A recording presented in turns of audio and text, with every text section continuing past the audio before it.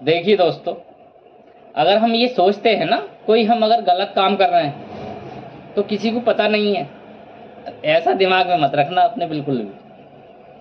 मेरे भक्त गलत करने वाले, आप देखिए देखिए थोड़ा सा बुरा आपको लगेगा, मगर आप आगे चल करके आप ये कहोगे हाँ हमने जो बात सुनी वो ठीक थी। देखिए पाप की गठरी बांध करके हमने सिर पे रख ली, तो उसे लेकर के कौन जा रहा, आप ये समझिए। जिसके जिसके खातिर आपने वो पाप किए, जिसके खातिर आपने वो पाप किए, वो आपके पाप आपके सिर पर गठरी बंधकर रखे गए,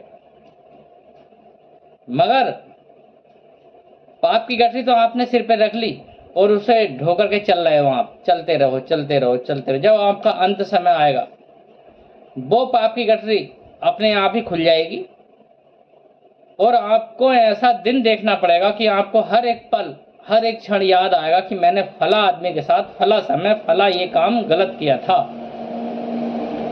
एक एक परत उसकी खुलती चली जाएगी और उससे भी आदमी को जो है ठंडक नहीं मिलेगी, क्योंकि आपका पाप का घड़ा उस समय भर गया होगा और आपका पश्चाताप का जो है समय चल रहा होगा और आप मंदिर में जहाँ तहाँ बड़े बड़े स्थलों पे जा रहे होंगे भगवान से प्रार्थना करने। मगर मेरे दोस्तों, मेरे भगवत प्रेमियों, उस समय भगवान भी आपकी कोई मदद नहीं कर सकते, क्योंकि जब पश्चाताप, जब आपके पाप आप उसे भुगत रहे होते हो, तो वो भगवान की आज्ञा से ही होता है सब। पूरी जिंदगी आपने बहुत आनंद से जी, तमाम संपत्ति इकट्ठा कर ली, बहुत आनंद आया, मगर आपने देखा होगा एक उम्र के बाद रोगों ने आपको घेर लिया। MRI कराई, CT स्कैन कराया, पूरे शरीर का चेकअप करा लिया, कुछ नहीं आ रहा, कुछ नहीं आता, आता भी है तो वो सही नहीं होता। तो ये है क्या? और एक भगवान का भक्त पूरी जिंदगी जीता रहता है, उसे कोई रोग नहीं होता, आपने देखा होगा। और जो अपनी भक्ति करते हैं तो उन्हें देखिए, उन्हें तो फल देखिए भुगतना ही पड़ेगा, कोई भी आदमी हो।